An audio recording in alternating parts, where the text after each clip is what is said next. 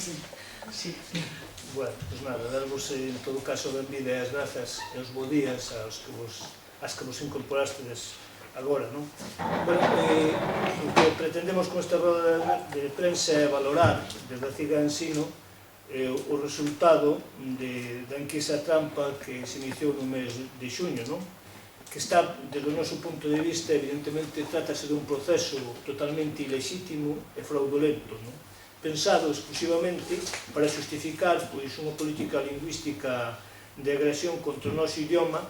que o actual goberno está amosando en diferentes ámbitos e concretamente no ensino para reducir a súa presencia e concretada na derogación do decreto 124/2007. Esta enquisa, por lo tanto, eso hai que enmarcala tamén no odio que o actual goberno está amosando contra todo o que nos identifica como galegos, que nos é propio, como nación, no cal, sin lugar a dúbidas, o ensino é unha peza angular.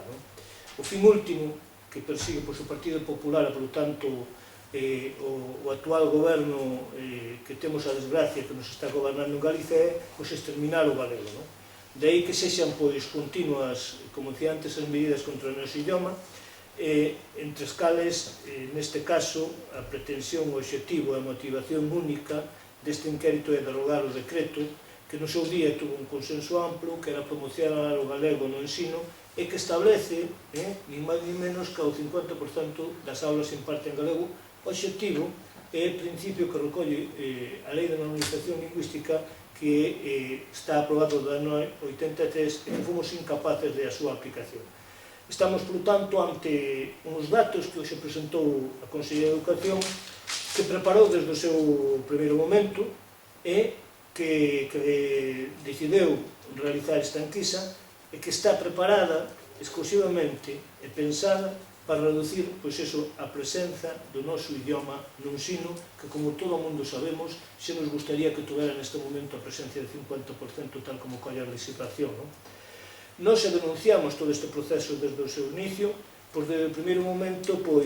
quedou clara a tendenciosidade da Consellería de Educación de sacarse da manga unha consulta de pais e nais desde o noso punto de vista totalmente improcedente, pois o decreto está en vixencia, ten un máximo consenso posible na medida en que os pais e as nais xa teñen a súa representación a través de distintos órganos, concretamente o Consello Escolar de Galiza, e nelo foi aprobada, por tanto ten tamén a participación dos que son elixidos no que é a representación que teñen os pais e nais. Pero mesmamente tamén estábamos ante un decreto que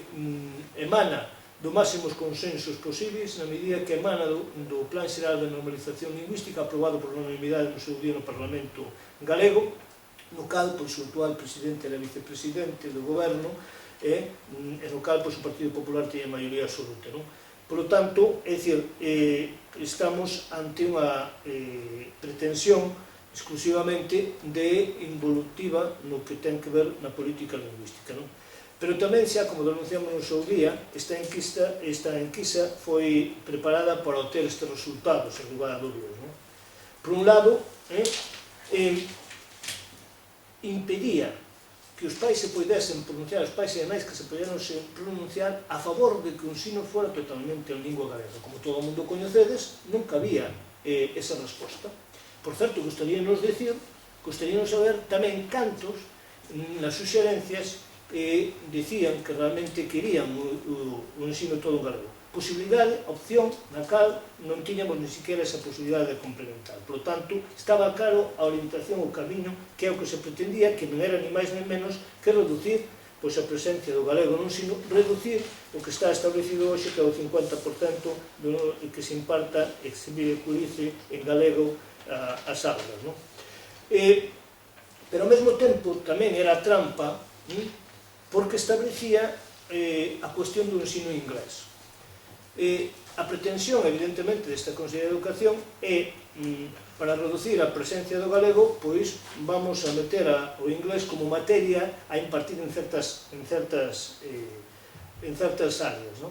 que hai que dicir é unha cuestión. Estamos ante un tema que vai ter unhas consecuencias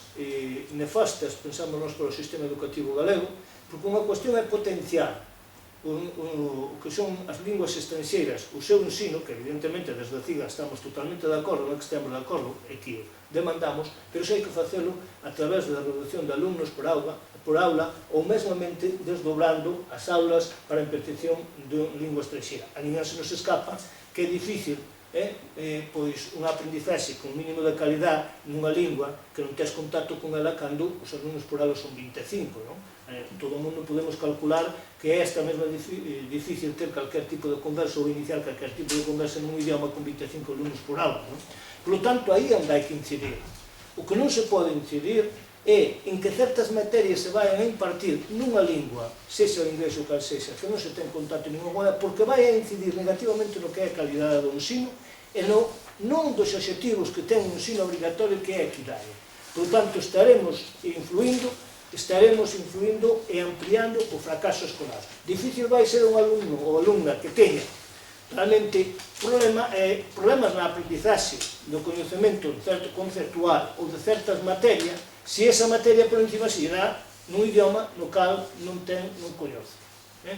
Por lo tanto, ante unha suposta alternativa ou proposta que pode parecer favorable, agáchase, sin lugar a dúbidas, unha visión totalmente elitista e selectiva e tamén reaccionaria do que debe ser o ensino, polo menos, obrigatorio. Unha cuestión é potenciar, poñer todos os recursos e medios para que realmente haxa unha aprendizaxe mellor das linguas estranxeiras, e outra cuestión é dicirnos sobre aquí cara ao ensino trilingüe, na medida que o que vai a facer é profundizar, ampliar o que é o fracaso escolar, e, por tanto, unha gran fenda no que será o alumnado e ampliar o alumnado mesmamente que fracasa escolarmente. Pero tamén temos que decir, por lo tanto, eso tamén era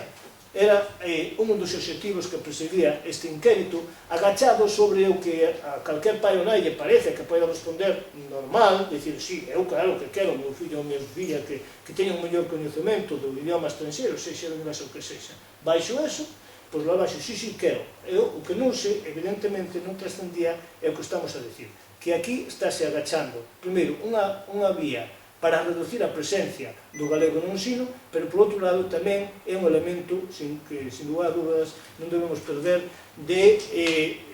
selección e de total elitismo a respecto do que debe ser o ámbito de actuación nuns niveis educativos obrigatorios. A respecto da participación, primeiro non deixa de sorprender que ande sobrepase apenas o 50%, cando é difícil,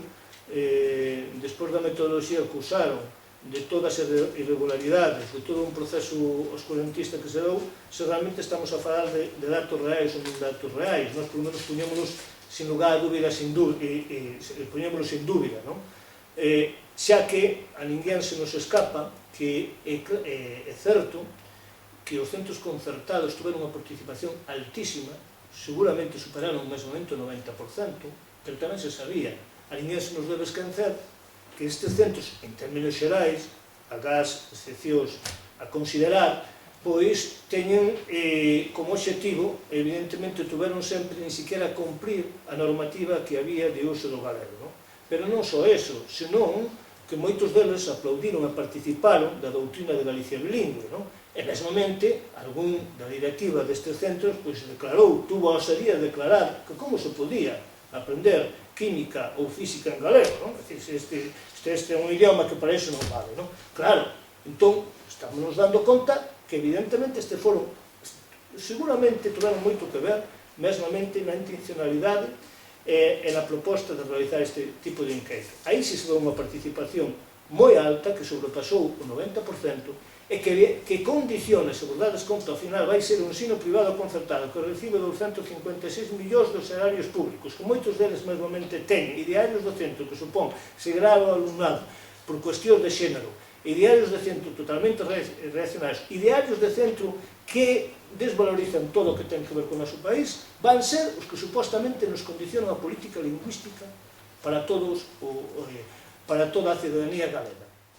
Por que?